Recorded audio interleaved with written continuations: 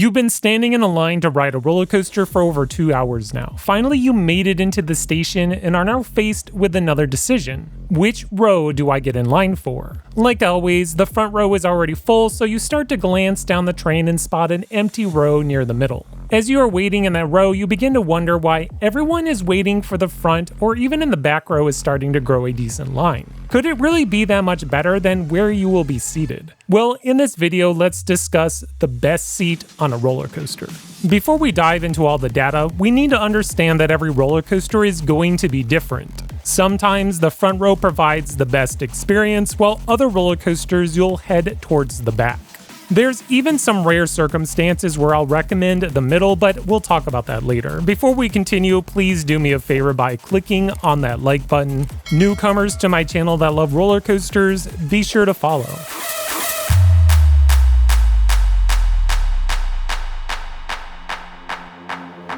Let's talk about the various factors that come into play when picking out the best seat.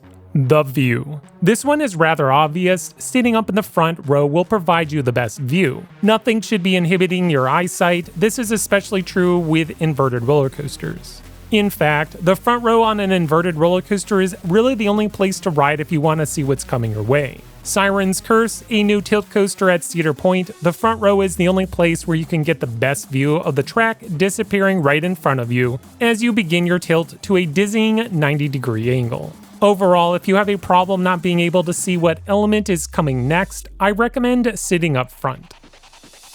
Speed. Okay, at first this may not make sense because every row will be traveling at the same speed, but if you want to feel the full force of the wind crashing against your face, then you're going to want to sit up in the front row.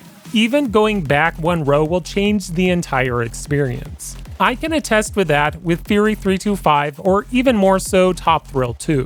When I sat up in the front row, it felt like my skin could be ripped right off my face, but when I moved back just one row, the sheer force was reduced, providing a lesser experience. Airtime. For the majority, I'd say that the back row will always be the best place to go. However, there are a good chunk of coasters where this rule doesn't apply. When we watch Behemoth, a B&M Hyper roller coaster at Canada's Wonderland, fly up its first airtime hill, those sitting up front will experience the strongest airtime here, and should be sustained for the rest of the hill. The back row will have the strongest airtime starting at this point, but should already be experiencing some nice floaters starting near the beginning of the hill. If you are riding in the middle, the strongest airtime will start somewhere around here, but will never reach the extremes of the front or back rows. During the first drop, the back row will always provide the best dose of airtime. This is because the front of the train has already passed the crest, creating excellent airtime. So if you want to experience the best of the first element, sit towards the back of the train. As for the rest of the ride, it varies if you want to sit up front or in the back. On El Toro, a prefabricated wooden roller coaster located at Six Flags Great Adventure, I'd argue that the front row provides slightly better airtime post first drop. But again, that first drop is the best airtime moment of the entire ride. Diamondback, a B&M Hyper at Kings Island, delivers an all-around best experience in the back row. Because the trains are so long, riders in the back will get yanked over every airtime hill, providing good floater and/or ejector airtime. The same can be said with both Thunder Striker at Carowinds and Behemoth at Canada's Wonderland. Roller coasters that keep low to the ground providing quick pops of airtime, I usually agree that the front row is the best place to ride. Mystic Timbers at Kings Island, this wooden roller coaster stays low to the ground, pummeling riders with small pops of airtime. I felt the front row had the best airtime, but I know some will argue that the back rows are just as good. If there is anything to take away from this point, understand that the farthest ends of the train will provide the most drag or pull, which is where you will experience the best airtime. Intensity. Very similar to airtime, where you sit can increase the intensity of the ride. As I just mentioned, the front or back rows will provide the most drag or pull of the train, thus being more intense. In inverted roller coasters, the front may have the view, but by and large, I find that the back row to be more aggressive. A launch coaster is great up front because of the sheer wind crashing into your face, but the back row, depending on the ride, might feel more out of control, like Storm Runner at Hershey Park, a hydraulic launch coaster. So, without repeating the same points over and over, the front or back rows will be the most intense, similar to airtime. Ride smoothness.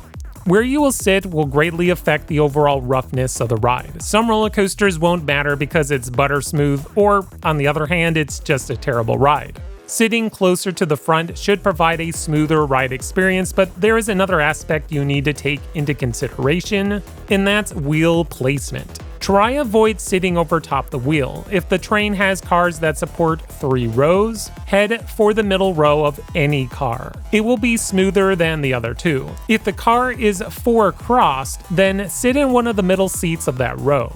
This brings up another important factor. You decide which row to ride in, but what seat do you pick? Well, every roller coaster can be different. Some trains feature rows that are 2 across, 4 across, 6, 7, 8, and even 10 across. There are the extremely rare 3, but I haven't ridden one, so not sure how much it varies from the others. The typical 2 across trains, in most situations, both left and right seats will be the same.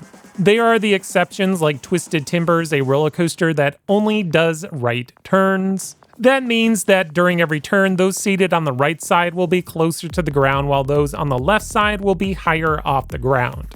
This is something you might be more concerned with on a wing coaster. Depending on the ride is, sitting on the left or right will give you a different experience. A 4 across train is where things start to get interesting. Sitting on an outer seat will get the strongest whip during maneuvers. Both sides of the train will be slightly different.